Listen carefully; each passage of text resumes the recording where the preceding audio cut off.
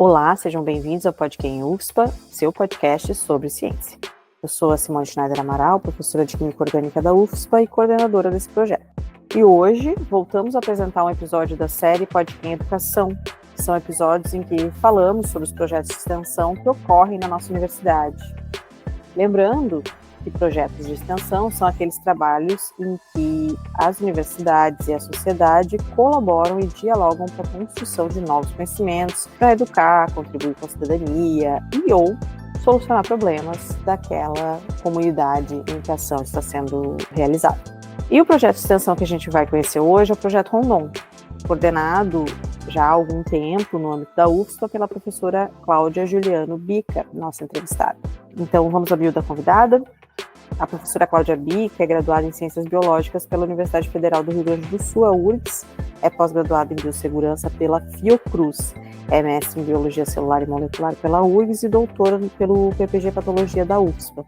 É professora associada da Universidade Federal de Ciências da Saúde de Porto Alegre, agora já é titular, na verdade, e professora do Programa de Pós-Graduação em Patologia. Professora da Residência Multiprofissional e coordenadora do Núcleo Rondon da UFSPA. É mãe de 3 filhos, 2 meninas gêmeas e um menino. Bem-vinda, professora Cláudia Bica. Professora Cláudia, muito obrigada por ter aceitado nosso convite mais uma vez, né? A próxima vez que tu vier, já vai pedir música no Fantástico, como dizem. Que tu já participou, né, daquele nosso episódio do Convivendo e Vivendo com o autismo. Eu ia falar TDAH, ia confundir. Que foi um sucesso, todo mundo amou, né, o relato de vocês. E tenho certeza que todo mundo vai amar esse episódio também, porque o Projeto Rondon é um projeto muito importante para a gente lá da universidade. Então, bem-vinda.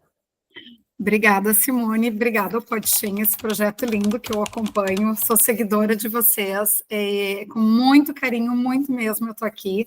Agradeço o convite, agradeço, assim, pela oportunidade de falar de um projeto de extensão, que às vezes é mais difícil a gente falar de projetos de extensão, a gente fala tanto da pesquisa, né? E daí fiquei pensando como conectar isso, assim, porque o nosso gene, né, assim, o nosso DNA lá é muito da pesquisa, né, mas para a gente pesquisar, a gente precisa de voluntários. E o Rondon é o maior projeto de voluntariado, então a gente mistura tudo, né, pesquisa, extensão, porque a gente ama o que faz. Isso, é verdade. E também porque a própria extensão, né, exige que a gente também misture tudo, né? Então a gente vai falar um pouquinho sobre isso agora. Mas primeiro, eu queria que, se tu pudesse, nos explicasse assim brevemente o que é o Projeto Rondon, né? Como é que seria assim explicar para quem não conhece ainda?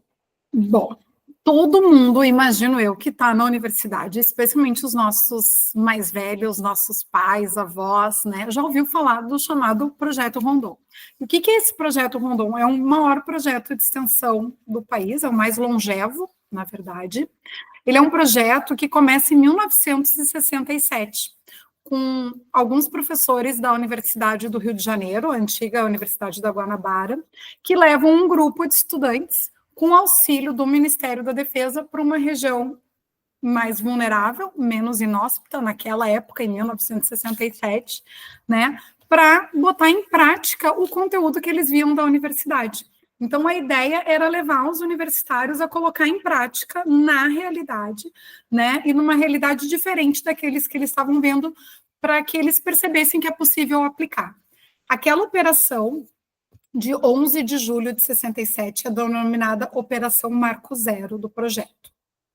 De lá para cá, muita coisa mudou. Naquela época, era um projeto assistencialista, né, que tinha por objetivo fazer a assistência da população. Ele foi suspenso durante um dos nossos governos, né, porque ele é um projeto de Estado, e ele foi suspenso, e depois ele volta com uma nova roupagem lá em 2008, com um caráter de multiplicadores. Então, a gente não tem mais caráter assistencialista, a gente não faz assistência no Rondon, na verdade, a gente faz extensão, onde a gente busca capacitar pessoas para que elas, na sua cidade, continuem aquilo ali que a universidade levou. Por que chama Projeto Rondon? Eu acho que foi uma coisa interessante a gente contar. Marechal é sempre em épocas de guerra, né? Mas o Marechal Cândido Rondon tem esse título porque ele foi o único marechal brasileiro da paz. Ele buscou levar paz. Então, lá naquela época que ele trabalhava quanto marechal, ele foi responsável por unir o Brasil através das linhas de telégrafo. Então, quando a gente vai lá no museu do Marechal Rondon, lá em Rondônia, a gente vê todo um trabalho que ele fez. Ele buscou, numa época muito atrás, interligar o Brasil através da comunicação. E ele tinha uma frase que a gente usa muito, que ele dizia, né, matar nunca, morrer se preciso for. Então, ele não era uma ideia de lutar contra os indígenas, porque ele precisava abrir os caminhos, abrir as estradas. Na verdade, ele foi muito amigo, muito próximo das populações indígenas, principalmente as populações da Amazônia. Isso tanto é que se reconhece que a gente tem estado de Rondônia, a gente tem várias cidades pelo país inteiro chamadas Marechal Cândido Rondon, né, porque se reconhece no nosso país a importância da figura do Marechal Cândido Rondon enquanto alguém que agregou ao Brasil, que uniu, porque a gente não tinha comunicação, a gente não tinha como chegar lá naqueles locais onde ele, com a sua equipe, desbravou, né, interligando o Brasil, passando as linhas de comunicação. Então, se a gente tem hoje Estrada Madeira, Mamorex, foram estradas muito importantes que ele fez. E daí o projeto adotou o nome do Marechal Cândido Rondon, porque o objetivo é interligar o Brasil, né? A gente ser um único país onde todo mundo pode trabalhar e tem espaço para todo mundo. E interligar através da comunicação, né? Comunicando a universidade junto com a sociedade. Não sei se era uma coisa de curiosidade ou não, mas é que nem todo mundo sabe o porquê do nome Marechal Cândido Rondon, né? É interessante. E a Operação Marco Zero, então, foi feita por professores da universidade. Deu tanto certo que convidaram no próximo ano, outro ano. A PUC tem um papel muito importante, que eles tinham um campus avançado lá, né? E daí a PUC também levava estudantes, então o projeto foi se configurando. Agora a gente anda num momento de mais fragilidade do projeto, com as restrições orçamentárias. Então, a cada ano a gente vê que tem menos vaga para as universidades poderem participar, poderem levar seus estudantes, né? E a última operação não foi uma operação nacional, porque justamente a gente não tinha orçamento. Então, o projeto, que é um projeto coordenado pelo Ministério da Defesa, ele vive através de emenda parlamentar. Então, é necessário que um deputado, um senador, alguém faça uma emenda para a gente ter dinheiro. O projeto, ele conta com 4 entes: a universidade, a prefeitura, e o Ministério da Defesa e os universitários, né? Então, o Ministério da Defesa, ele tem um setor, né, um serviço, um setor social de educação dentro das forças, que é responsável por vários projetos, Calha Norte e outros, e o projeto Rondon está lá dentro. E os militares fazem a logística, né? Eles só fazem a nossa logística, né? Como organizar 250 universitários, que eles cheguem ao mesmo tempo, que eles se distribuam e tenham permeabilidade no interior do país. Então, eles fazem essa organização. A universidade contribui com a sua força de trabalho, com a sua expertise. Ela pega os seus projetos, ela faz um diagnóstico, depois a gente vai falar, né, da parte do diagnóstico, mas a gente estuda a região que vai ser feito o projeto. O projeto Rondon tem uma lei, tem 2 que estão com eles, mas prioritariamente a gente atende a região norte e nordeste, cidades com IDH mais baixo, né, de maior vulnerabilidade, para a gente fazer esse movimento da gente crescer no nosso país. Daí a universidade, então, estuda essa região, pensa na sua expertise, cada universidade tem suas características, a nossa é a Federal da Saúde, né, mas a gente pensa nas nossas expertises para o que a gente, quanto, por exemplo, o UFSPA, podemos contribuir com o projeto Rondon. E daí, então, a gente escreve um projeto baseado em dados. Esse projeto, ele é aprovado às cegas, porque não tem nenhuma identificação. Se a universidade é contemplada, então ela capacita, organiza os seus alunos para levar para lá. A prefeitura é um ente bem importante, porque ela é que vai receber o projeto. Então, a gente precisa conversar com o prefeito, conversar com os gestores, secretários, para o Rondon acontecer, a prefeitura nos hospeda, nos dá dormitório e comida, e a gente trabalha, né, durante o período de férias. É mais ou menos isso que são as entidades que estão envolvidas no projeto. Mas eu vejo que vocês trabalham praticamente, posso dizer assim, pela minha observação, o ano todo. Né? Existe um momento em que eu vejo no Instagram e até em algumas publicações da universidade que vocês sim estão em loco, né? Vocês se deslocam, até tem alunos que chegam, prof, eu vou fazer Rondon, posso adiantar minha prova, posso atrasar minha prova, né? Porque o calendário nem sempre vai andar junto com a universidade. Mas eu vejo que vocês trabalham no ano todo, volta e meia, assim que vocês voltaram, já começo a ver que já tem um monte de atividades e vejo que ao longo do ano isso se perpetua. O que vocês precisam fazer, o que vocês tanto fazem ao longo do ano, que eu vejo sempre vocês movimentando e fazendo atividades, enfim? Então, esse é o Rondon da UFSPA, né? Quando o Rondon começa na UFSPA em 2011, né? 2012 foi a primeira operação, e era o professor Luiz Henrique, que foi o primeiro que acolheu o projeto, depois como pró-reitor de extensão, depois veio a professora Deise. Na gestão da professora Deise, a gente fazia os nossos treinamentos em locos. Na gestão da professora Deise, ela disse, Cláudia, eu não quero que o Rondon aconteça só lá, porque o Rondon pode acontecer aqui. Então, a partir do ano de 2013, se eu não me engano, então a gente já começou a fazer tudo que a gente leva para uma comunidade que a gente estuda, a gente leva para a nossa comunidade. Então, o Rondon, todas as oficinas, tudo. Então, a gente tem parcerias aqui em Porto Alegre, no litoral, nas missões, em vários locais, que nos chamam, porque conhecem nosso trabalho e pedem, venham aqui, façam assim. Então, eu tenho todas as nossas oficinas, elas são feitas aqui. Então, a gente beneficia não só a comunidade que vai receber lá, mas aqui também. Então, o aluno passa muito tempo envolvido no projeto, é um projeto que exige muitas horas de dedicação, porque não é só pegar uma mochila e fazer lá, né? Meu sogro sempre dizia que ajudar o próximo é quem está próximo da gente, e próximo da gente tem muita gente que pode se beneficiar das nossas ações. A gente não precisa atravessar um país para fazer uma capacitação para professores, para trabalhar com agentes comunitários de saúde, para trabalhar com um grupo de mulheres vulneráveis. A gente tem todo...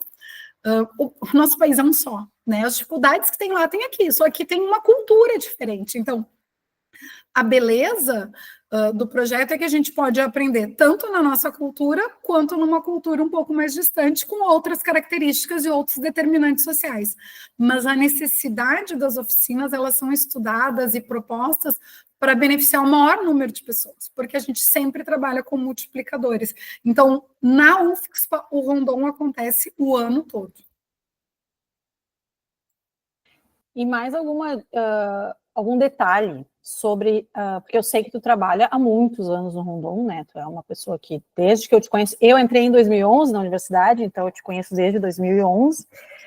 Eu te vejo envolvida com o Rondon desde então, muito envolvida, e isso é uma coisa assim que a gente só tem a te agradecer, né? Não só a ti, como a professora Deise também vejo, a Liane Rota eu já vejo também, enfim, eu não quero esquecer ninguém, mas todos os professores que ou estão se dedicando ou já se dedicaram, né? Mas tu sempre muito relacionada, né? A gente faz uma relação direta contigo e o Rondon. Então, além dessa questão de que o Rondon acontece o ano todo na UFSPA, que a gente também vai nas nossas comunidades aqui do Rio Grande do Sul, que mais tu poderia falar um pouco sobre esse projeto em termos de UFSPA, né? Em termos da nossa realidade, de como que a gente vive o Rondon lá na UFSPA? Bom, a gente vive o Rondon na UFSPA, tem algumas pessoas que são chaves para o projeto acontecer. Tá? Não é porque eu estou falando aqui, eu sou a coordenadora do projeto desde então, porque eu acho que eu abracei isso com todo o meu coração, minhas horas, minha dedicação, minhas noites. Vários momentos da minha vida, eu abdiquei por conta desse projeto, momentos muito importantes, assim, que talvez vocês não tenham a dimensão desses momentos de ausência, né? da minha casa. Eu me lembro quando eu comecei, Simone, eu dizia para um aluno assim, que foi muito especial, esse aluno Thierry, eu dizia, Thierry, não dá, as minhas filhas são pequenas, para quem não me conhece, né, desse tempo todo, eu tenho gêmeas, as gêmeas tinham 1 ano e 8 meses quando eu comecei. E ele me dizia, tu ainda amamenta elas? Eu disse, não, mas elas são pequenas. Então alguém vai te ajudar com elas. A gente precisa de ti no projeto, enfim. Né? Então, muitas coisas... eu não vi meu filho entrar na universidade no dia que saiu o listão, porque eu estava longe. Meus filhos quebram o braço. Tudo acontece quando a gente não está em casa. Então, é uma carga pesada, mas assim, não é pesada porque eu faço com amor, com dedicação. Mas eu não vejo... Tem professores que querem entrar no projeto, Simone. Mas é um projeto que ele não é assim. Ele não tem muita gente que diz assim, quando sai edital. Eu quero ir. Eu disse, não... Tem que escrever um projeto, tem que capacitar os alunos, tem que ir sábado, domingo. As nossas reuniões do núcleo são sábado e domingo, sempre. Então, não é assim uma coisa que acontece. Quando tem a operação, todo sábado e domingo eu estou envolvida. Todos. Pode perguntar para qualquer aluno que passou. Noites na UFSPA, várias. Quem é o professor que tem essa disponibilidade? Não é disponibilidade, essa entrega. Né? Porque tu vai ter que abdicar de alguma coisa. Porque não tem como fazer diferente. Os professores que foram comigo conseguem perceber isso. Né? Hoje tem, sei lá, o litoral, Xangri-Lá, Capão da Canoa, a gente faz formação dos professores há mais de 10 anos desses municípios, é o Projeto Rondon. E eles dizem, conseguir os professores na noite do dia tal, no sábado e no domingo. É nesse dia que a gente vai. Não é assim, eu escolho o dia que eu quero fazer, porque eu estou trabalhando com multiplicadores, eu preciso que eles saiam do trabalho para a gente poder trabalhar com eles. Então, é uma parceria com a sociedade, com o local. E daí eu te pergunto, então, assim, são poucos... Assim, a preparação já exige uma dedicação de muitas horas. Lá na operação, eu preciso de um professor que tope dormir no chão, que tope comer o que tiver, onde tiver, porque não é porque a gente tem dinheiro e recurso que eu vou lá no restaurante no município e vou comprar, não. A gente vai fazer imersão nessa extensão, então a gente vai comer o que a prefeitura nos disponibiliza. Né? Então, assim, tem que comer... banho. Essa última operação, para te ter uma ideia, a gente tinha um banheiro no alojamento e 22 pessoas. Primeiro dia, tudo são flores. No terceiro, a gente já está se matando quem acorda antes, que dormiu pouco, quem toma o banho, porque tu está cansado, mesmo que seja um lugar quente, o banho é frio, não é confortável isso. Então, assim, tu precisa ter alguém que seja exemplo, que seja liderança, que não fique reclamando, porque não adianta reclamar, né? Tu sabia que era assim. Então, se tu vai te dispor a fazer isso, é que nem a gente está aqui no teu podcast, né?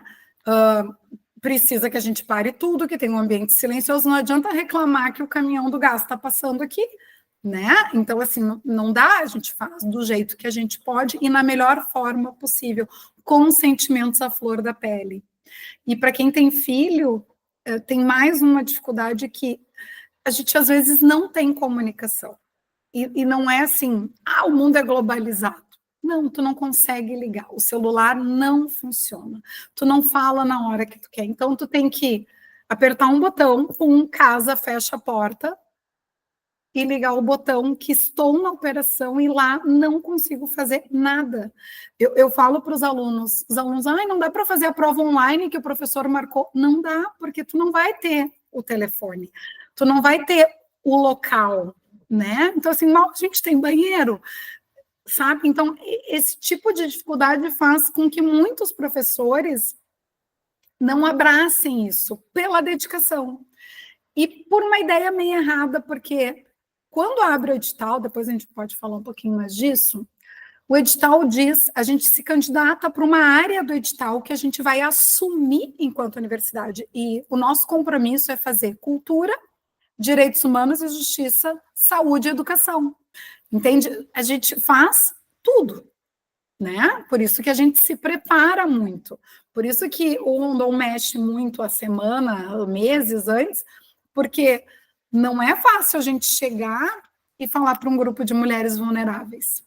Fala, né, da nossa casa é uma coisa, mas quando a gente está lá, a gente falou no outro podcast de pessoas, né, pessoas autistas. Vai lá falar, explicar para o professor que não tem recurso, que a sala de aula é do 1º ao 5º ano. 1º ano, 2º ano, 3º ano, 4º ano, 5º ano. Escola junta, na mesma sala. Como é que o professor vai... Sabe? Então, é tudo bonito. Tudo é bonito. Mas quando... Por isso que é desafiador o Rondon, porque a gente tem na universidade o que é o de melhor. O livro, o melhor protocolo. Vai lá botar em prática, sabe? É isso que desafia, é isso que encanta os alunos.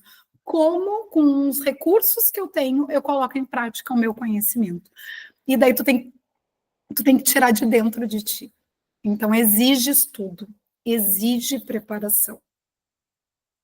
E daí os alunos, e daí então falando como é na UFSP, então tem poucos professores que têm esse desprendimento. Então tem, para não fazer jus, assim, vários passaram, mas quem ficou? Professora Mara Rúbia, que está muitos anos no projeto, professor Felipe Stiger, professora Eliane, tenho certeza que a Deise vai fazer de novo, porque ela só fez uma operação, e são pessoas que se desafiam. Então é isso, então professores é isso, então tem professores que chegam que infelizmente eu já tenho que cortar, porque diz, eu quero fazer só isso, eu disse, olha só, não dá. Tem outros que querem ir, e daí eu digo, encosta na gente, participa de toda a capacitação, bababá, na próxima tu vai, vê se eles vêm. Assim, tá assim de professor que vem falar comigo. E a terceira coisa que é muito importante, que eu não posso deixar de citar o nome da psicóloga do NAP, Ana Carolina, e ela faz um trabalho brilhante, espetacular, ela que seleciona os alunos, os pupilos. Então, assim, eu conheci, tu é do curso, né, Simone, mais da Química Medicinal, eu não tenho inserção nenhuma. Como é que, se eu tivesse que escolher esses alunos maravilhosos da Química Medicinal que estavam conosco? Né? Pensa eu sou a Cláudia, eu tenho um monte de aluno de ser voluntário, eu trabalho com oncologia, com câncer. Meus alunos nunca foram os que são próximos a mim. Justamente assim, eu não sou a pessoa que escolho, né? Eu não me envolvo. E ainda digo mais assim, sempre quando eles são selecionados, olha só, eu não te escolhi para estar aqui, tu que quis. Então agora vamos fazer acontecer. Então eu preciso registrar porque é muito imparcial e a gente só tem 8 vagas. Certamente alguém vai ficar de fora, algum critério foi utilizado. E para isso a gente tem a psicóloga do NAP, que ela monta a nossa melhor equipe, com as melhores pessoas. É a melhor pessoa? Não, mas nós em conjunto somos os melhores. Por quê? Porque tu imagina, Simone, eu que sou assim mais espoleta, né? Se tiver 10 Cláudia lá, gente, a gente vai se matar. Então eu preciso de uma pessoa conciliadora, eu preciso de uma pessoa muito organizada, eu preciso de uma liderança, eu preciso de vários perfis. Então, às vezes, numa seleção, tem 2 pessoas ou 3 que, assim, eles são top. Mas eles junto, 20, 30 dias, nas condições adversas, vão se matar, porque eles são muito parecidos. E eu preciso de uma equipe que cresça com a diferença, que cresça trabalhando em conjunto com alunos de vários cursos. Então, a gente não escolhe o curso, a gente escolhe pessoas. E não é a gente, Cláudia, né? Tem o núcleo, mas o núcleo é encabeçado pela psicóloga que monta o perfil da equipe. A equipe tem que ter esse perfil, né? Então, é assim que a equipe ela é montada. Não vou agradar todo mundo, não. Mas são só 8, e não é os 8 melhores, é os 8 que vão crescer junto, que vão se tornar uma família, porque a gente vai ter que ter muita intimidade. E intimidade, assim, é muito forte e intensa, né, para passar por essas coisas que a gente passa.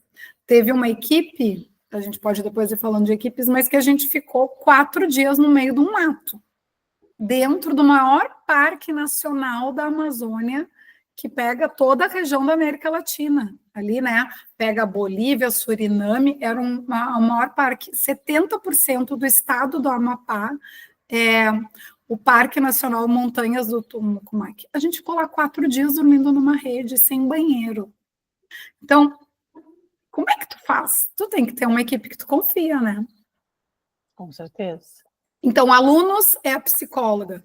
Professores, a gente pede para encostar, pegar o tranco com a gente e depois vem, né? E assim a gente vai montando, mas a gente é aberto a todo mundo que quer, mas tem que querer com o coração e o desprendimento, né? De doação de tempo. Uhum. E bom, e a gente entende, né, lá na UFSPA, e também é uma visão, inclusive, nacional, que os projetos de extensão eles têm que ter uma relação dialógica, né, vamos dizer assim, das equipes que vão participar, né, dos projetos, das equipes que são da universidade com a nossa sociedade. E isso, então, com isso a gente pressupõe que vão haver troca de saberes, crescimento mútuo, a gente tem que trocar, né? A gente tem que crescer mutuamente. Tanto a universidade tem que oferecer algo, e a comunidade também sempre acaba nos enriquecendo muito. Então, a minha pergunta vai nesse sentido, assim, tu pode contar um pouquinho pra gente as experiências que mais te marcaram, essas trocas, esses diálogos que foram mais enriquecedores para ti, que tu, ou que não necessariamente para ti, mas que tu viu, né, que tu presenciou? Eu vou primeiro contar assim como é que se dá esse passo da extensão dessa dialógica, né, com a sociedade. Quando o Ministério da Defesa lança um edital nacional, ele diz, vai acontecer o Rondon em tal lugar, em tais cidades. Universidades proponham ações nessas 4 áreas. Eu, daqui à distância, não entendo muito a realidade daquele local. Como é que eu começo? Eu começo a pesquisa. Então, já é né, ensino, pesquisa e extensão. Então, vou pesquisar. Vou pesquisar onde? IBGE. Entro em IBGE, entro em sites, entro em pesquisas locais e vou descobrir quais são as fragilidades, os pontos positivos daquela cidade, os potenciais que eu possa olhar e tentar desenvolver. Eu vou buscar os indicadores, tipo, essa cidade aqui, eles precisam de mais tal coisa, então vou redirecionar, né? Por exemplo, agora a gente vai criando oficinas diferentes de acordo com cada realidade. Claro que tem oficinas que são muito parecidas, assim, que ocorrem em várias operações, né, que são realidade, que isso não muda da realidade, mas a gente, claro, trabalha sempre com esses indicadores locais. Então, a primeira dialógica é estudar o terreno. Se nós somos aprovados, o Ministério da Defesa, ele manda o professor para uma viagem que chama viagem precursora. O que é viagem precursora? Onde eu vou lá e vou ver se aquilo que está no papel, aquilo que eu propus, faz sentido para aquelas pessoas, ou se elas querem outra coisa. Então, eu vou passar lá uma semana conversando, entendendo a cidade, perguntando qual é a tua necessidade, o que eu posso ajustar, o que eu posso oferecer. Às vezes muda muita coisa, às vezes... Quer dizer, eu nunca vi mudar muito, porque a gente tenta estudar bastante, se aproximar do diagnóstico, mas às vezes eles propõem coisas novas. Por exemplo, agora me pediram uma oficina sobre segurança do paciente. Né? Vocês são da saúde, eu preciso disso. Bom, então vamos fazer, mas não é uma oficina que estava no nosso escopo. Então, a gente ouve a demanda deles. Com a demanda deles, eu digo, olha só, eu tenho essa oficina, o que tu acha? Pode ser? Pode.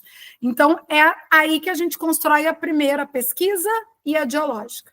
Aí a gente vai para lá, e daí aqui a gente ensina os alunos como falar, porque na universidade a gente aprende, e é dever nosso, né, ser o mais técnico possível, então eles vão fazer leituras técnicas, biblioteca, artigo, só que essa linguagem não pode chegar lá, porque se a gente chegar assim, ninguém vai nos entender. Por isso que as pessoas às vezes não entendem a universidade, né? Se eu for dar uma oficina de primeiros socorros, vamos pensar, como é que eu vou dizer para um professor do ensino fundamental achar o externo xifoide não sei o quê?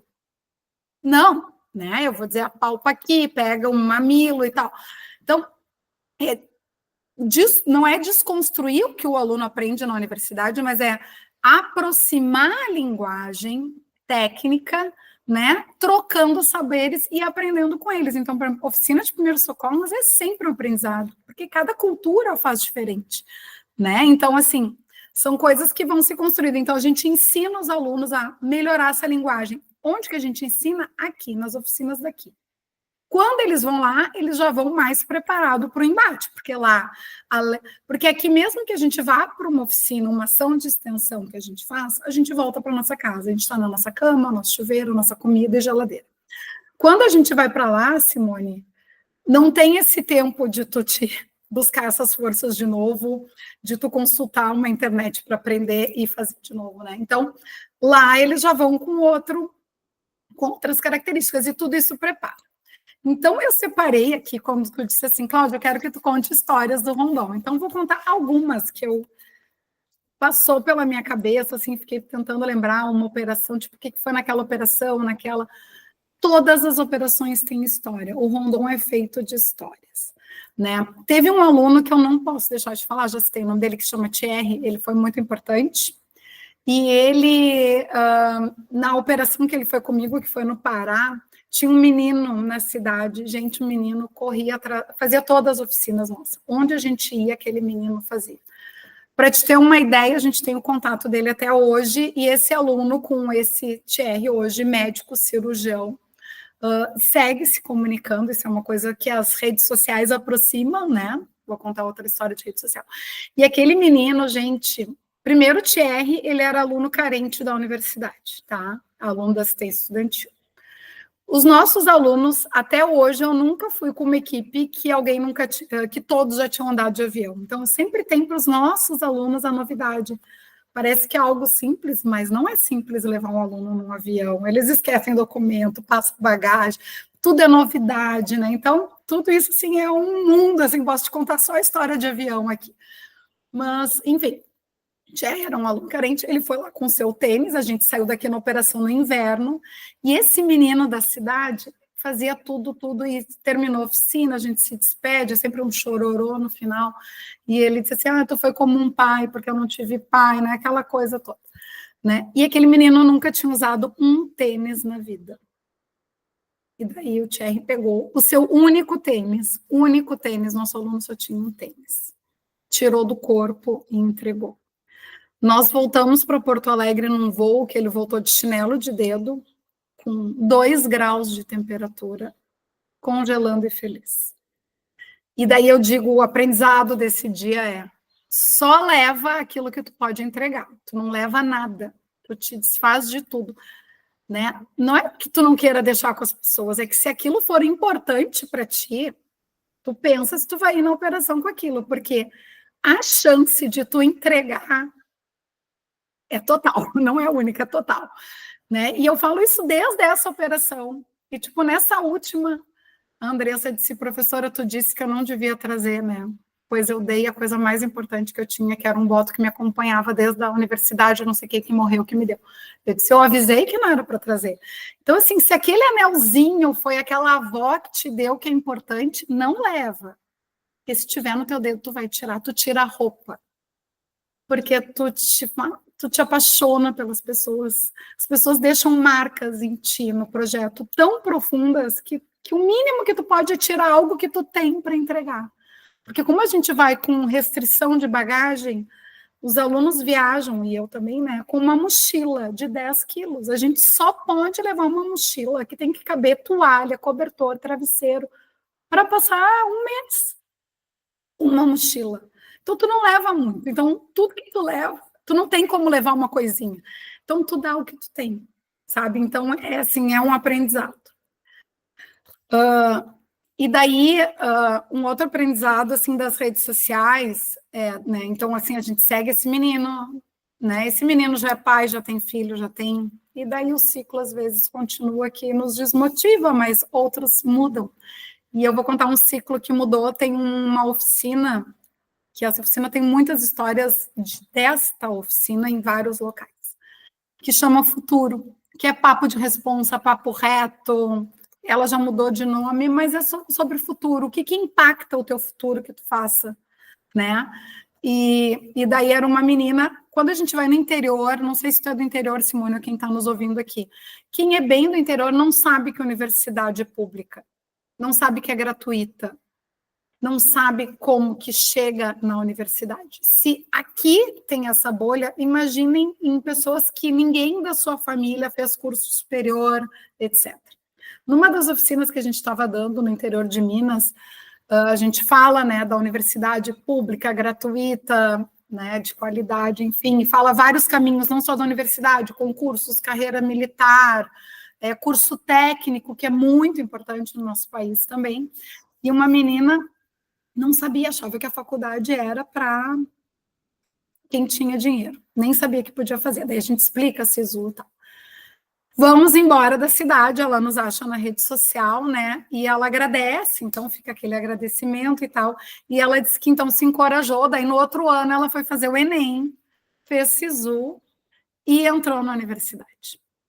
E daí eu te digo assim, como que a gente avalia o impacto de alguém que nem sabia que a universidade existia, para sair de lá do interior, passar na Federal em Belo Horizonte, na UFMG, que é uma grande universidade. A menina passou em arquitetura. A nossa aluna que deu a oficina, também crente, né? Eu atraio os alunos assim. Não tinha nada. Ela me procurou, né? Tá toda feliz, chegou lá no gabinete e ela, prof, eu sei que teu marido é arquiteto, eu quero que tu me diga o melhor livro de arquitetura que eu vou mandar para ela. Comprou um livro, aluna da assistência estudantil, gente, nossa. Fez em 10 vezes. Aí eu disse, deixa que pelo correio eu mando pela universidade, né? Pelo menos isso. Mandamos o livro para a menina. Uns 3 anos atrás, a gente recebeu o convite de formatura. Então, assim, é muito lindo tu ver isso. Dimensiona o impacto, mas o impacto que alguém estuda muda não só a sua vida, mas a vida da sua família, do entorno. Ela certamente contou para alguém, outros vieram. Então, não tem como tu dimensionar o impacto que o estudo faz na vida de alguém. E alguém que levou isso. Ela certamente também agora é exemplo para outros, né? Então, também Exato. Aí temos uma multiplicadora de sonhos, de oportunidades. E como tu quantifica isso?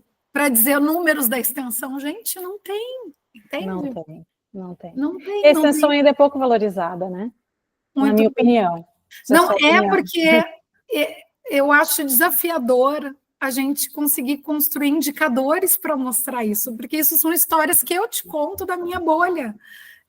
Vários têm histórias assim, mas onde que esses números estão para a gente conseguir recurso, mostrar que é importante, mandar mais alunos, né? Então, assim, eu entendo enquanto gestão que a gente precisa de indicadores, mas quem sabe o que é extensão, sabe que é muito difícil quantificar isso, né? Esse também é um dos meus desafios aqui, claro, bem diferente, né, do teu, mas até no podcast a gente tem essa dificuldade, porque eventualmente alguém te fala alguma coisa. Nossa, aquilo ali que tu me falou me abriu os olhos para tal coisa, eu aprendi tanto, mas tu não, né, tu não tem o registro. O impacto, quantifica isso. Tu não tem. Né? Exatamente. E sempre me cobram isso, cada vez que eu submeto podcast, sabe? É difícil, porque uma publicação da gente, às vezes, com uma informação checada, por exemplo, vai chegar a 3.000 pessoas e aquilo talvez tenha um grande impacto, mas nem eu, às vezes, fico sabendo. E eu não consigo mostrar, né? E tu, então, que toca diretamente as pessoas, né? E, assim, é muito, muito desafiador. Falando ainda do Thierry, eu me lembro que uma noite a gente estava nessa cidade, lá no Pará, e a gente tinha uma oficina, as oficinas com mulheres, Simone, de vítimas de violência, os alunos fogem que nem diabo da cruz. Por quê? Porque todo mundo já viveu uma situação de violência. Eles fogem porque é difícil. Porque eles já sentiram na pele consigo próprio, com mães, com parentes, gatilho. E ouvir isso num outro lugar e a impotência de não conseguir fazer muita coisa é outro gatilho, né? E também um medo de falar coisa errada na hora errada, né? Deve ser, eu imagino. E treinar, né, é difícil. Daí tinha uma noite que a gente tinha que fazer a oficina no outro dia, os alunos assim, porque não dá, porque o que a gente vai falar para essas mulheres? Porque naquela semana, nessa cidade, o delegado tinha matado a esposa. Então, se o que a gente tinha para falar é procure ajuda da polícia e a polícia mata, tu entende que é um novelo de lã, assim, que a gente só vai enrolando, secando o gelo. E daí não queriam falar. E daí um aluno nosso falou assim, quando eu tinha 11, 12 anos, na minha escola falaram da Lei Maria da Penha. E ele é filho de uma senhora que é costureira, e o pai fazia violência na mãe. Os pais analfabetos e tal. E ele falou que com aquele papelzinho que ele ganhou do colégio, que ele soube que as pessoas poderiam ter uma proteção e ter uma vida melhor, ele com 11 anos levou aquilo para a mãe dele. A partir daquela informação, e vejam o quanto o conhecimento e informação é libertadora, essa mulher se separou desse marido. Os 4 filhos entraram na universidade. Claro, com muito assim, esse aluno trabalhou de padeiro na lotérica, até chegar na universidade, sabe? Mas a vida dele só mudou, o ciclo de violência, e eles não podiam nem ir para a escola, porque a informação chegou. Então, por causa daquele panfleto, né? Não necessariamente tudo que foi dito, claro, deve ter sido importante, mas aquele panfleto entregue para a mãe dele, né? Salvou não, uma porque ele teve que ler, né? Porque a mãe era analfabeta, mas exato. Tu entregar uma informação, seja ela da onde vem, o quanto isso traz liberdade e modifica vidas. E daí ele falou, mesmo que elas não tenham o que fazer, a gente precisa entregar informação, que existe um caminho. E daí tudo assim a gente conseguiu entregar no outro dia. Então, são vários depoimentos, né? E vamos pensar talvez em outros caminhos que não sejam talvez a delegacia. Temos claro, outros, não, né? a gente assim, em vários rondôs a gente faz. E aí tu já vai pensando em outras coisas, Grupo de WhatsApp. Teve um rondô no Acre que a gente estava de um lado da rua e do outro um cara com uma vassoura e um facão dando-lhe pau numa mulher. Meio-dia. E os alunos me olharam e disseram, prof, faz alguma coisa. Eu disse, o que eu vou fazer? O cara armado, dando-lhe pau. Tem medo também. Daí tu vê assim o quanto a teoria é bonita, mas na prática a vida daquelas pessoas e os determinantes sociais são desafiadores. Porque aquela mulher vai chegar no posto de saúde, ou aquela menina vai chegar na escola. Como é que ela vai estudar? Pensando como é que ela volta para casa, ou que presenciou o pai fazendo isso. Então, assim, para os alunos nossos é transformador, porque eles vão ver coisa que talvez, tipo assim, pô, na minha casa acontece lá também, dá para mudar, a gente precisa mudar, ou quanto é difícil, né? Então, tem N histórias assim para contar, mas as oficinas com mulheres são sempre, sempre muito, muito difíceis. Dificilmente a gente não volta em prantos, assim, que eu digo assim, tocado, porque são muitas histórias, mas a gente sai também renovado, porque hoje em dia a gente já consegue criar rede de apoio, que ela se apoie, em grupo do WhatsApp, a gente traz uma mulher da cidade empoderada para dar seu exemplo, e uma vai seguindo a outra, e a gente acompanha esses grupos à distância, mas que a gente montou porque a gente está neles, e a gente vê assim, que bom que a gente botou essas pessoas em conexão, né? Que bom que a gente conseguiu fazer isso, ou que elas tiveram um espaço para serem ouvidas, pelo menos. Né? Às vezes uma roda de conversa já é importante. É o que eu anotei aqui, né? A gente estava falando da questão dialógica, da extensão, né? E a primeira coisa que tu disse, não sei se exatamente a primeira, mas uma das primeiras coisas que tu disse é a importância do ouvir, né? E eu sempre penso isso, porque eu sou muito falante, né? Às vezes um pouco ansiosa também, e eu sempre busco me policiar nesse sentido, né? O importante é ouvir, o diálogo ele é feito de escuta, né? Se tu só quer falar, não há diálogo, né? Tu tá só falando, tu tá só expondo o teu lado e tu não tá escutando, tu não tá te transformando com o processo, né? Então, é muito importante, e tudo isso que tu tá falando são saberes que são fundamentais, né, para o século que a gente vive, para os profissionais e cidadãos desse século. Então, essa sensibilidade, o cuidado com as palavras, o saber ouvir, saber lidar com imprevistos, isso tudo, se tu pegar os principais parâmetros internacionais de educação, eles vão te dizer que, claro, o conhecimento técnico é extremamente importante, isso a gente nunca vai abrir mão, mas que as habilidades humanas, que a gente às vezes chama de soft skills, são talvez, né, mais do que essenciais. Existe até uma frase que é muito conhecida, eu contrato pelas habilidades técnicas e demito pelas habilidades humanas. Isso é muito conhecido no meio, né, do mercado e tal. E uma coisa também que tu falou é que os alunos também, pelo que eu vejo, eles se enriquecem muito, né? Eu já sabia disso, mas acho que é importante a gente falar para a sociedade toda, que às vezes joga muita, né? Que joga muita pedra na universidade pública, às vezes com um pouco de desinformação, de que eu vejo que eles crescem muito, e é importante dizer que eles também podem estar passando por uma situação de violência, porque a violência, ela atinge, ela é talvez a mais democrática de todas as, infelizmente, né? Não tem classe social, não tem nada, todos somos... Embora ele tenha normalmente gênero e cor, né? A vítima... Prevalência, né? A prevalência nos mostra isso. Mas a violência contra todos, ela é muito, muito presente, inclusive contra os meninos. Eu sou mãe de menino, isso é uma preocupação que eu tenho, né? O ambiente masculino, ele é desde muito cedo violento, né? Que estimula isso. Então isso é um aprendizado que, como tu disse, não se mede, não tem como a gente... Claro, tem relatos, enfim, mas não quantifica, né?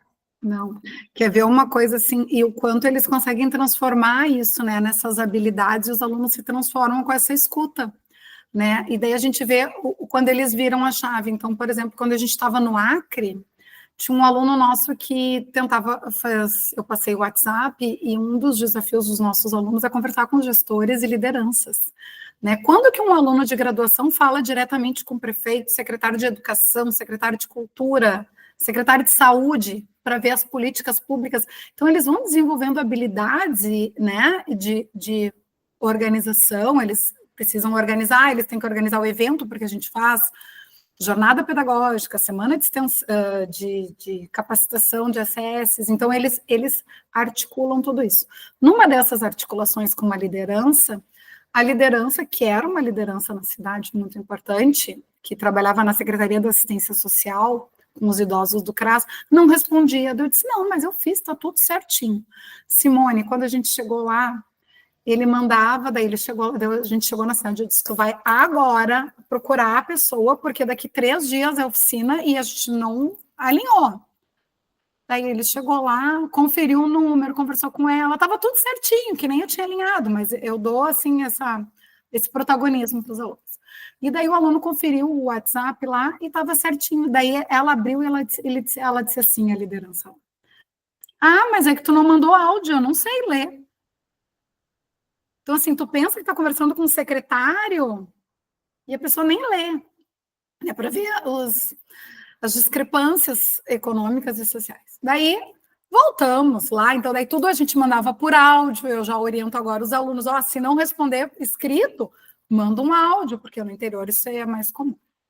Simone, quando a gente chega dessa operação, que foi no verão, vem a pandemia, e daí eu vou contar um nascimento assim, e daí olha o quanto se conecta e o quanto os nossos alunos conseguem transformar o conhecimento. Esse meu aluno que passou por essa situação lá no projeto de ser professora, como que aquelas pessoas, aquelas que a gente trabalhou, vão entender o que está acontecendo de pandemia, se elas não têm com quem perguntar, não têm onde escrever, se a gente aqui não está entendendo, pensa naquele março lá que tudo fechou, né?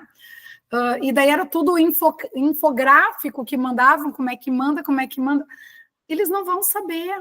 A gente precisa fazer alguma coisa. Precisa, nossa obrigação, ele falou para mim. De noite, a gente chamou um grupo de alunos lá da operação, outros de fora, assim, de Rondon, da outra operação. Vamos fazer um WhatsApp, vamos abrir um grupo com a comunidade, vamos. Nosso grupo tinha mais de 3.000 pessoas. A gente chegou em todas, a gente chegou nos 26 estados. A gente tinha mais de 600 mil seguidores de visualizações. A gente fez tudo por áudio. A gente montou um grupo, tudo a gente gravava explicando, olha, está acontecendo tal coisa, orientação. Tem dúvida? Manda. A pessoa tinha um canal direto para perguntar. E daí, nesse grupo, a gente pegou ex-alunos nossos da UFSPar rondonistas, profissionais, enfermeiro, médico, gestor em saúde, e montamos só para tirar dúvida. Então, as pessoas se comunicavam com os nossos alunos da graduação, mandavam suas dúvidas, inclusive falta de ar, porque lembra que a orientação era não ir no posto, quando que precisava ir. Daí eles gravavam áudio contando as coisas, como é que eles estavam. O nosso médico, a gente tinha 2 médicos ali que ouviam e faziam as orientações por telesaúde e orientavam as pessoas. Olha assim, olha o que é o conhecimento que a gente conseguiu. E se tu for lá na Câmara de Vereadores de Porto Alegre, tem um cartaz lá do Minuto Corona que a universidade fez. A gente chegou muito longe, a gente chegou em outros países, só com esse grupo do WhatsApp e as publicações. Sabe? Então, tudo a gente tinha preocupação de contraste, tamanho de letra, todas as nossas publicações têm descrição do que está ali, porque nem todo mundo lê ou nem todo mundo enxerga. Então, vejam o quanto a gente conseguiu transformar o conhecimento de alguém que precisava marcar uma oficina, que não respondeu um WhatsApp para um projeto. Isso é aplicar o conhecimento. Isso é um projeto de extensão se transformar, pensar numa problemática e devolver para a sociedade. Impacto disso? Números disso? De novo, e como isso é importante. E como isso é importante, sabe? A gente ter profissionais com essa sensibilidade. Eu vou te dizer que eu passei por um perrengue, vamos dizer assim, parecido. Eu tenho esse meu projeto de extensão, eu colaboro em outros, né? E a gente vai a algumas comunidades fazer o trabalho e tal. Nesse trabalho, eu conheci algumas pessoas que precisavam de um encaminhamento, né? Por causa do seu filho, que tinha um problema. Imaginava-se, né? Estavam se desconfiando, a escola estava encaminhando, tinha algum problema ali para a gente, que ia precisar de um apoio profissional, né? Alguém da saúde. Então, eu estava tentando ajudar. E aí, uma das coisas que eu fiz, olha, por inexperiência, foi entrar no site de um hospital, que eu também não vou dizer qual é, óbvio, né? E ver como que se fazia para acessar né, ali a parte de saúde específica, né, especializada que a pessoa precisava. Porque a gente, inclusive, estava com um pouco de urgência, eu tinha cogitado, inclusive, de pagar, de repente, fazer uma Porque eles acham que a gente é da saúde, que sabe tudo, né? Isso, e eu da química, né? Meio perdida aí nesse meio. Aí, uma das coisas que eu fiz várias coisas, mas uma das coisas que eu fiz foi entrar nesse site, olhar, e eu achei, tu falou infográfico, eu me lembro disso, eu achei um infográfico. A pessoa que eu estava conversando não é analfabeta, tá? E aí eu mandei, meio sem pensar. Ó, tá aqui o fluxograma, na verdade, no fluxograma, de como tu faz para conseguir a consulta. Sabe? A pessoa nem me respondeu. E a pessoa estava muito interessada naquilo. Aí eu fiquei com aquilo na minha cabeça. Mas o que está acontecendo? Por que não me responde? Por que não, né? Se está tão preocupada, sei que. Aí eu fui ver com mais calma o tal do fluxograma. Cara, quem está no corre, precisando, sabe? Não chega, não tem que trabalhar para conseguir a próxima refeição. Vai parar? Era complexo demais. Não tinha, sabe? Era uma coisa que era para simplificar o processo. E aí eu me senti tão tola por ter enviado, sabe? Por que eu não olhei aquilo com mais calma e não disse, olha, tem que fazer isso, isso e aquilo? Por que eu não, de uma certa forma, não traduzi? Então, também ter essa sensibilidade, essa extensão nos traz, né? Traz, inclusive, para mim, já sou uma caca velha, né? Já estou, ano que vem, faço 15 anos de UFSPA. E não faz muito que eu aprendi isso. Então, mas a gente aprende todos os dias, né? Por isso que o Rondon é maravilhoso, a extensão é porque a gente trabalha com pessoas, a gente não sabe de onde vem o tiro, o elogio, o carinho. Então, cada ação é uma oportunidade que a gente aprende e que a gente se transforma. Por que eu estou na extensão, no Rondon há tanto tempo? Porque cada história me faz querer outra história. E me faz querer enxergar isso assim, nossa, eu posso fazer isso. Porque a gente descobre que com tão pouco a gente pode muito. Pois é, inclusive na educação, eu falo isso com os colegas, às vezes eu venho, não, porque aprendi isso, aprendi aquilo, né, algumas técnicas de educação. Mas eu já estou muito assoberbada, é muita coisa. Gente, às vezes é a mínima coisa que tu muda, faz uma diferença. Nossa. Eu acho que as grandes revoluções, elas não nascem necessariamente tão complexas, sabe? Não. É o básico bem feito, né? Se a gente fizer o básico bem feito, se comunicar, né? De novo, o Marechal Cândido Rondon, né, da comunicação. É isso, a gente precisa, e para comunicar, um tem que ouvir. E de coração aberto, com sensibilidade, né? Eu podia ter pensado ali quando eu vi, não me respondeu, não está interessado, deixa para lá. E a nossa bolha, Simone, a nossa régua é uma régua diferente, né? Porque a gente está numa régua, numa bolha. Às vezes as pessoas estão com outra régua e estourar as nossas bolhas. E outras urgências, então, sabe? O que eu concluí, depois eu até conversei com a pessoa, assim, uma urgência é outra, eu tenho, é para ontem, entendeu? Eu não tenho tempo de ficar vendo um fluxograma complexo aqui e tentando tirar, né, alguma informação. A informação ela tem que ser. E várias formas a informação pode chegar e por diferentes caminhos. Não precisa ser algo muito elaborado, mas desde que comunique, né? Teve uma oficina que a gente fez numa escola tecnológica de 2º grau, lá numa aldeia indígena. E daí a gente terminou que era como acessar a universidade, de novo as histórias da universidade, né, que a gente está aqui no nossa bolha. E daí o aluno terminou e falou assim, olha, mas se vocês ficaram com alguma dúvida, não lembrar bem o que eu falei, entra no Google e digita o que tu quer, porque tu vai encontrar a resposta. Daí tu falou tudo, né, daí terminou, daí, alguém quer perguntar alguma coisa, aí um aluno levantou a mão. Aí, daí assim, é na faca, no estômago. Quem é o Google? Gente do céu, a minha bolha fez tipo, alguém em 2000 e não sei quanto não sabe quem é Google, nunca ouviu falar. E daí tu vê assim, daí como é que um médico vai comunicar um farmacêutico a tomar a medicação certa, né? E daí assim, é desafiador.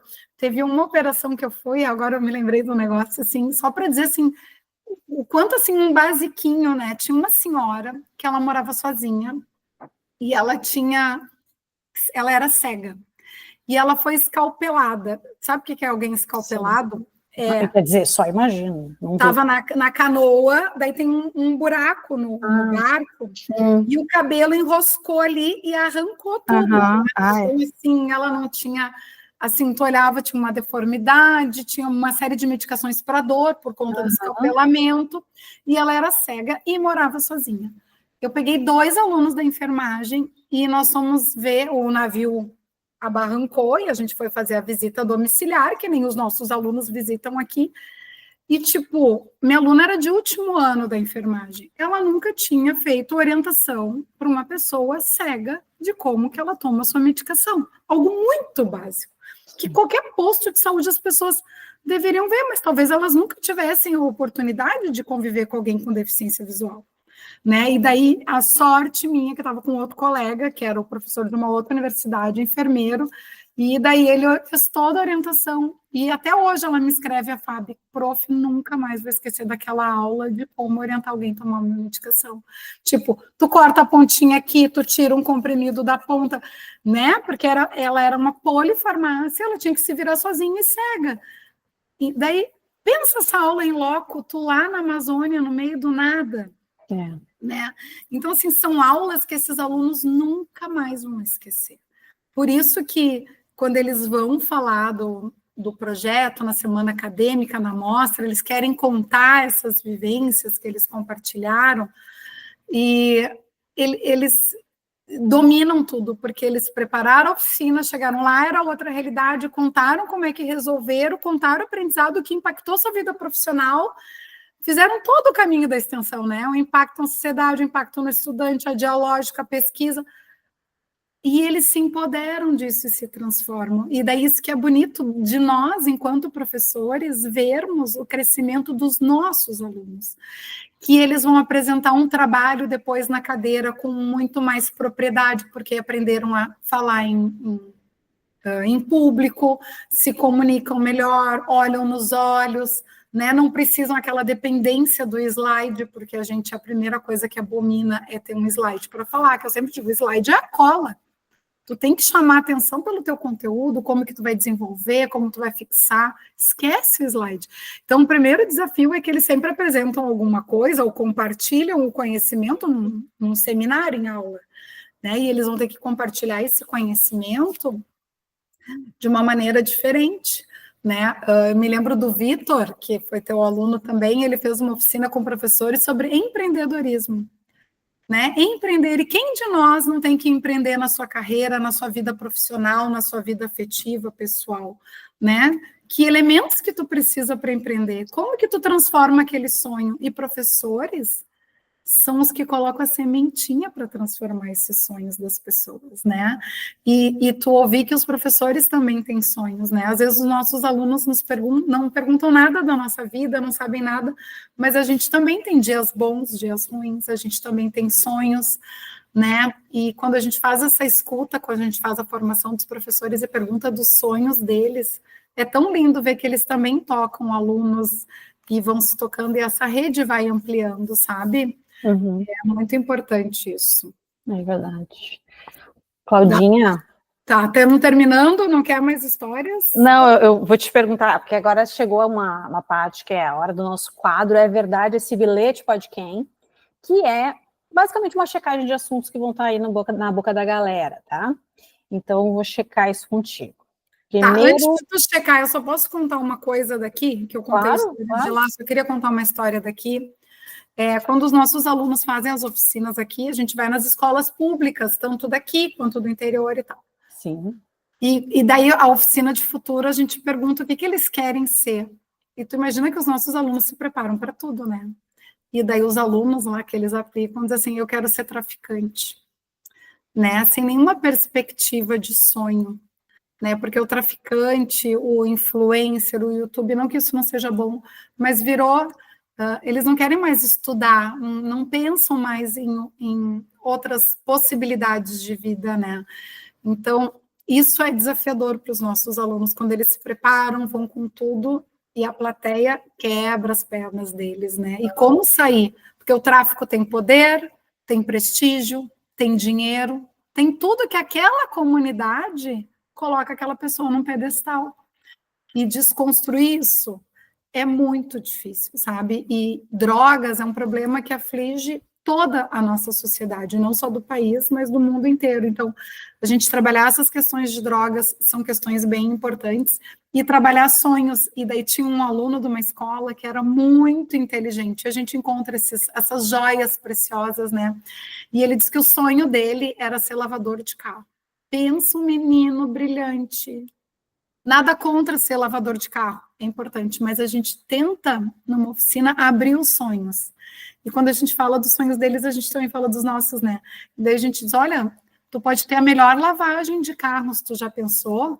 Se tu estudar, para ninguém te passar a perna, para te poder comprar um produto, barganhar o preço do limpador, nananã, mas tu também pode ser o cara que projeta os carros onde tu vai lavar. Tu também pode ser, né? Então, assim... abrir possibilidades, porque no início eles queriam ser sempre assim, às vezes, o Neymar, né? Mas quantos Neymar vão ter nessa vida, né? Mas não é só o jogador de futebol, tu pode ser o preparador físico, tu pode ser o fisioterapeuta, tu pode ser o nutricionista, tu pode tantas coisas. Então, eu acho que o Rondon, ele possibilita que a gente trabalhe os nossos sonhos também, né? E os sonhos dessas pessoas. Então, só queria dizer que os nossos alunos, quando sonham que vão para o Rondon, ou sonham que vão ser um grande profissional, eles podem ser, porque a gente precisa desse sonho, né, desse querer, né, e estar perto de pessoas nos possibilita isso. Eu sempre gosto de falar isso para os alunos, claro, eu falo um pouco diferente, mas eles tentarem não esquecer o que motivou eles a entrar, por exemplo, no curso de biomedicina ou de química, o que tu imaginava que tu ia ser quando tu escolheu, porque às vezes a gente está ali na labuta diária, né, e parece que a gente esquece onde é que a gente queria ir, e aí fica tudo meio pesado, né, e quando tu volta a sonhar, de repente tu resgata isso. Então, eu acho que sim, com certeza é muito importante, né. Vai lá para o teu quadro, vamos lá. Então, chegou a hora do quadro. É verdade, esse bilhete pode quem? Que é a checagem de assuntos que estão na boca da galera. Então, professora Cláudia, vamos lá. É verdade, professora Cláudia, que a maior dificuldade dos estudantes da UFSPA no Rondon é o banho gelado? Deles eu não sei, mas a minha é. Porque é horrível o banho gelado. Porque mesmo que tu esteja no Nordeste, tomar banho gelado é muito ruim. Porque o banho gelado é assim. Não é ruim um banho gelado. Tu trabalha o dia inteiro, ou tu fez uma atividade física, vem e toma o banho da caixa d'água, ok. Daí tu toma o banho, te refresca e vai fazer as tuas coisas dentro da tua casa, vai jantar, vai ler um livro, vai estudar. Tu chegou da rua para fazer isso. Agora, o nosso banho gelado tu trabalhou o dia inteiro. Tu não chegou naquela hora que tu quis tomar banho, porque não tem vaga no banheiro, porque não sei o quê. Toma um banho frio às 2 da manhã para te dormir. Essa que é a questão, não é eu tomar Hoje eu tomei um banho frio, fui fazer atividade física, cheguei, tomei um banho gelado, tô feliz da vida. Mas é um banho às 2 da manhã. Sim. Que cai uma água, porque mesmo que tu esteja num lugar quente, a água é fria. E uma água fria, tu não relaxa para dormir. E são poucos aconchego. É. Bom, tenho mais uma verdade para questionar. Então, é verdade que desde a última missão da UFSPA no Rondon, um novo pré-requisito para a seleção da equipe vai ser saber a diferença entre fita crepe e fita dupla face? Sim! Me conta sobre isso, me comentaram, inclusive, que vai ter prova prática, alguma coisa desse tipo. Me conta como que é essa história. É porque, assim, no Rondon, tudo tu resolve com papel pardo, fita crepe e barbante. Isso não pode faltar. Tu pegou a mala, vai dar oficina, leva. Porque em algum... E eu falo fita crepe, barbante, papel pardo. E daí tu tem um monte de fita crepe aqui. Tu chega lá e tu não ter fita crepe para te dar oficina. E quer ver onde aconteceu? A gente chegou no alojamento, colégio público. Quantas tomadas vocês acham que tem numa sala de aula? De uma sala de aula? De uma escola pública? Uma tomada. Vai dormir 15 pessoas. Que horas tu carrega o celular? Aí, não todo mundo quer carregar o celular. E daí, tipo, eu carrego o celular, eu tenho um relógio, tem gente que carrega fone, carrega iPad, sei lá. Uma tomada. Então, eu levo muita extensão na minha mala e puxo extensão. 15 pessoas passando no meio de colchão, mala no chão com fio pendurado, é muito risco. Sou professora de biossegurança. Então, eu chego na operação, a primeira coisa, me dá a fita crepe, que eu boto o fio e passo as fitas em cima para ninguém tropeçar. Cheguei lá e não tinha fita crepe. Quer ver a Cláudia Bica brava? Não Mas, tem fita crepe. Eu montei num porco. E não é coisa que tu compra na esquina, não. Entendeu? Parece simples, mas não é simples. Não é. Pois é, fiz uma pesquisa aqui para saber. Porque quem é que vai ficar sem celular para carregar? Aí fica aquele monte de fio. Ou tu tá dando uma oficina para professores, tu bota um fio no chão da caixinha de som do não sei do que, a chance de tu tropeçar, de alguém se machucar é enorme. Então a fita crepe não é só para colocar as figurinhas, o papel, mas é uma questão de segurança também, né? Não, a gente também acaba resolvendo tudo, às vezes só com uma fita crepe mesmo. Tênis, a gente já aprendeu, todo aluno desprende, a sola cai do tênis. Já enrolamos com fita crepe, toca a vida. Dá, né? Exato. Bom, Cláudia, eu já tinha te perguntado aqui, não é que eu já tinha te perguntado, a gente acabou falando, né, sobre a formação dos estudantes, o que tu tem percebido das mudanças mais significativas. Tu tem mais alguma coisa que tu queria falar sobre isso, acrescentar? Não, eu acho que quem quer vir para o projeto, seja bem-vindo, né? Não fica brava, porque só dá para levar 8, não são os 8 melhores, então não tem nada de errado com você que não foi escolhido, né? Mas é uma configuração de equipe para a gente ter a melhor equipe, não é a melhor pessoa, né? O nosso foco é sempre trabalhar em equipe. Porque a gente cresce no conjunto, e não para crescer individualmente, a gente precisa ter um conjunto, né? Nós somos seres humanos sociáveis por natureza, então a sociedade é algo muito importante para a gente. Bom, Cláudia, quem é que pode participar, né, se inscrever para participar do Rondon? Quando que ocorre a seleção? Qual vai ser, a princípio, né?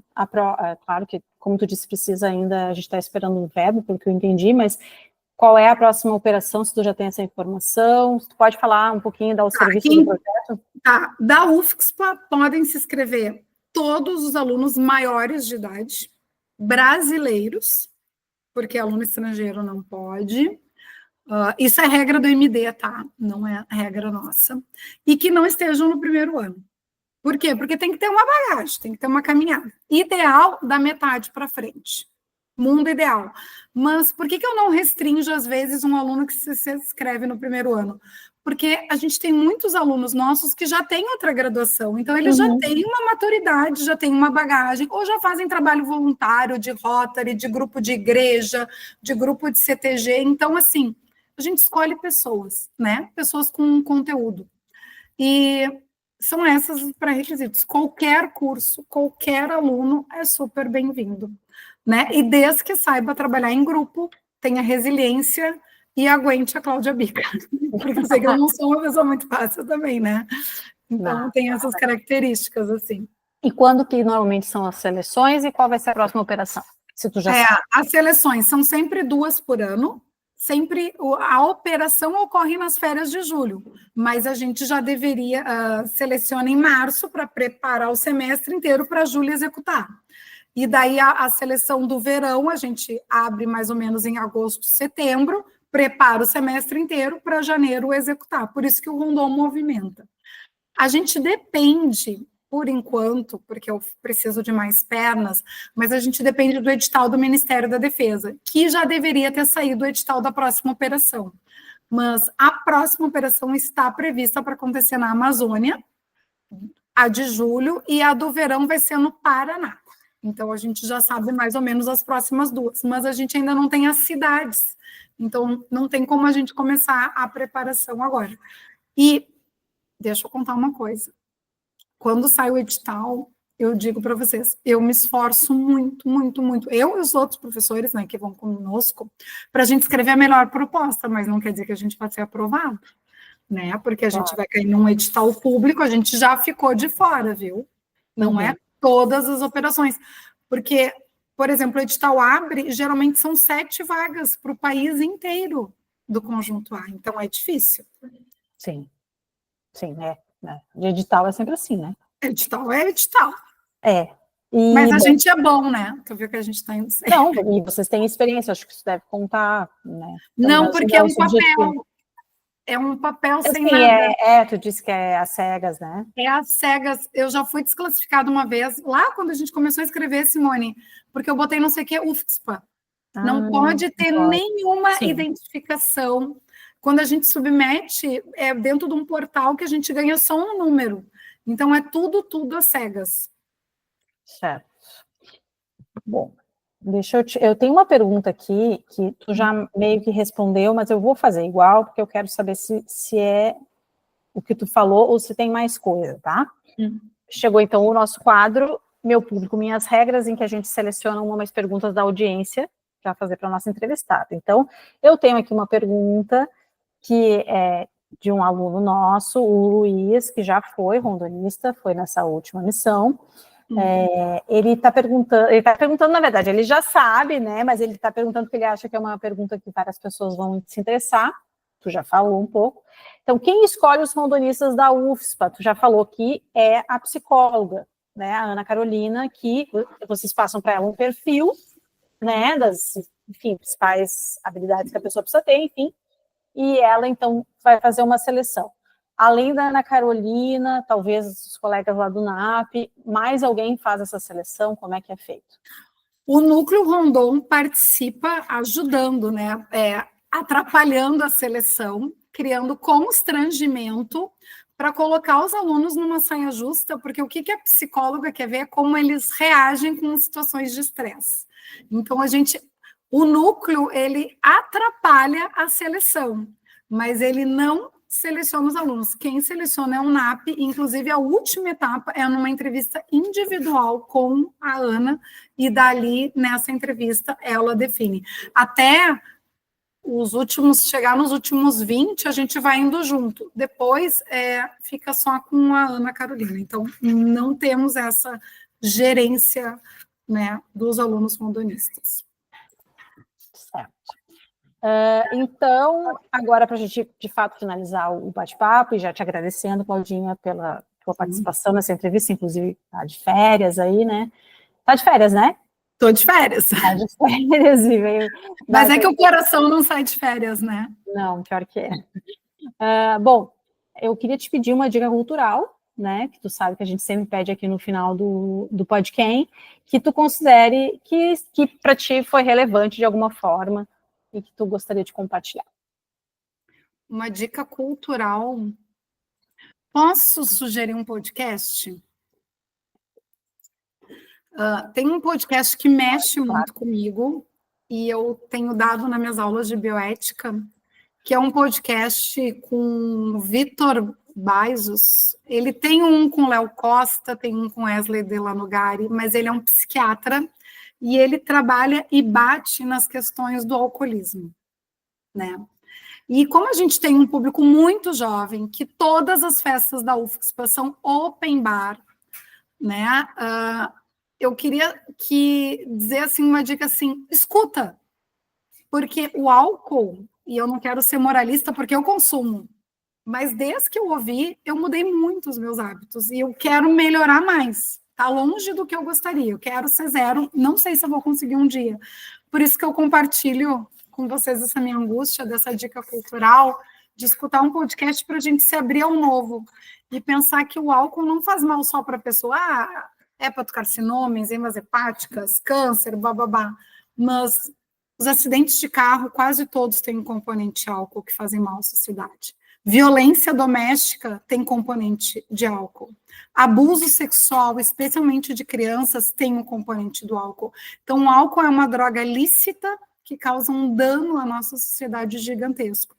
E eu acho que se a gente pelo menos pensasse sobre e conseguisse trazer um debate de excelência, né? Não no moralismo, não, porque eu estou dizendo, eu bebo também, mas eu acho que a gente precisaria repensar as quantidades, o que a gente faz, como que faz, né? Desde que eu ouvi, me tocou muito, então eu gostaria de compartilhar, assim, uma coisa que me fez crescer, assim, ultimamente, então sugiro um podcast com o Dr. Vitor, que ele é um Lembra o nome do podcast? Tenho ele com Léo Costa, tem ele com Wesley Delanogari. Mas o programa tem um nome? Ele tem, eu vou dar o Instagram dele. Tá, depois tu me passa que daí eu coloco na descrição. Tá. Então, sobre isso também vou indicar, vou aproveitar aqui, fazer o meu merchan, né? Eu vou indicar o episódio da professora Helena Barros, que falou sobre vícios e sobre dependência química, né? E eu achei muito interessante que quando eu perguntei para ela se a maconha era a porta de entrada para as drogas, ela disse que poderia ser, né? Poderia ser pela experiência dela, porém é mais comum que o álcool e o cigarro sejam as portas de entrada para outras drogas. Então a gente demoniza, né? Tanto, sei lá, a maconha, ou não, melhor dizendo, não demoniza tanto o álcool e o cigarro, né? E, na verdade, eles são porta de entrada, sim. E também, esse foi o episódio, deixa eu ver aqui, só para também falar direitinho. Eu botei ali o nome do... Sim, daí eu vou botar depois na descrição. Neurobiologia da Dependência, que foi o episódio 28. E também a gente fala sobre aquele episódio de vocês, do transtorno do espectro autista, a gente fez um com o professor Ricardo, lá da UFSPA, e ele fala também sobre o álcool, a importância de que a quantidade tolerável, por exemplo, na gestação é zero. Zero, sempre... na zero verdade, em tudo, na real, né? Não tem nenhum estudo, Simone, nenhum estudo no mundo que diga que álcool tenha algum benefício. Aquele da tacinha de vinho também já foi desmarcado, né? De que não é bem assim. Aquilo ali foi comprado. Todo mundo não tem nenhum estudo no mundo que diga o que é uma dose segura. Não existe dose segura. A dose segura é zero, ultimamente. É zero. E a última coisa, quando tu compara as drogas lícitas, como tabagismo e álcool, o tabagismo, o dano muito é pessoal. O álcool é um dano à sociedade gigantesco e pessoal também. Por isso que eu acho que vale a pena a gente só escutar. né? Para deixar a pulguinha lá. E Exato. dica de filme, não podemos, nós duas mulheres, Globo de Ouro, que aconteceu. Sim, maravilhoso. Né? Não podemos deixar. Então, eu queria, além do filme da Fernanda Torres, maravilhoso, né? Eu queria deixar a dica do filme A Substância. E eu acho que vale um potinho. Acho que vale um potinho para a gente conversar assim, desse papel que é imposto à mulher, né? De corpo, de coisa, dessa busca enlouquecida por coisas, gominhas e coisinhas que não levam a nada, né? Então é tão lindo o discurso da Demi Moore que ela fez e a Fernanda Torres, então não poderia, gravando aqui na semana do Globo de Ouro, nos deixou muito orgulhosa, né? Esse último episódio, a gente que tá, na verdade, tá rolando agora, que é o de janeiro, a gente fala bastante sobre a questão do feminino. A gente não chegou a falar sobre o que tu tá sugerindo, já está aqui anotado, já na minha cabeça, depois eu vou anotar aqui no papel, que eu acho que é um tema bem legal da gente fazer, mas a gente fala coisas do feminino ali que eu acho também são bem interessantes a gente começar a pensar, especialmente nós que já estamos, né, na pesquisa, ou as pessoas que se interessam por ciência, e que eu sempre digo, né, os homens têm que saber também mais sobre a fisiologia e toda a bioquímica feminina, né? A mulher não é esse bicho de 7 cabeças, não compreendida, incompreensível. Na verdade, faltam pesquisas ainda, muitas, mas tem muita coisa que a gente já sabe e a gente simplesmente, já sabe, eu estou dizendo como sociedade, e que a gente simplesmente não se apropria da informação. Sim. Então, esse episódio é um pouco para isso também, mas acho que essa questão da cobrança, né, do nosso visual, de como que a beleza é um fator importante, a beleza tem que ser para sempre, né, isso é inviável, e que eu acho que é o que, pelo que eu li. E as múltiplas tarefas que a gente acaba fazendo, mas não só as múltiplas, quando a gente está aqui, o penso que é gigantesco. Porque não adianta alguém te ajudar no supermercado, alguém tem que pensar o que precisa fazer para construir uma lista para ir para o supermercado. Então, carga mental. E o cara, quem é que nunca viu um cara ligando para a mulher do supermercado, dizer assim, olha, eu tô aqui na prateleira, não sei o quê, tal e tal, né? Quer dizer, tu não foi ao mercado, mas a pessoa tá te ocupando daquilo, e ok, não é que não possa acontecer, mas acho que os homens precisam se entender que a coisa que a nossa mente... a nossa mente não desliga, né? Não desliga, nunca. Mas é uma questão que é, inclusive, cobrado, né? Eu estou lendo agora um livro, eu acho que é A Ridícula Ideia de Perder Você, uma coisa assim, que foi até uma ouvinte, Giza, que me enviou a sugestão, e é um livro que fala sobre luto, sobre a história da própria escritora, e fala um pouco da história da Marie Curie, que, inclusive, escreveu um livro, né? Que eu ajudei a revisar. Ela foi também vítima, embora ela não abriu mão da profissão e da pesquisa dela, ela foi muito vítima de cobranças, preconceitos, ela tinha um sentimento de culpa bem grande, porque a sociedade cobra, né? Ela chegou a mencionar em alguma carta, em algum momento, de que ela sugeria para a maioria das mulheres que tivessem empregos simples e que cuidassem das suas famílias, não sei o quê, porque imagino eu que tenha sido em determinado momento um peso tão grande, que ela mesmo questionava, mesmo ela tendo descoberto o polônio, o rádio, e, né, a radioatividade toda a partir daí, ela ainda assim colocava um peso grande da ausência dela. Né? Então tem tanta Simone, coisa. Tô falando aqui, né, e eu olhei para minha camiseta, tu não tem noção quanto eu, enquanto mulher, fui cobrada. Eu imaginei, quando tu falou, filhos, eu pensei. Por deixar meus filhos ir para o Rondon. As mulheres cobrando. Falavam para o meu marido, é só tu que busca na escola? É só tu não sei o quê? Como se não fosse papel dos dois, né? Tua esposa não está aí. Então, assim, a cobrança... Duvido que se fosse um homem que fosse, alguém ia cobrar, tu tá indo por um projeto tão importante, tu tá abandonando teus filhos. Eu ouvi isso muitas vezes.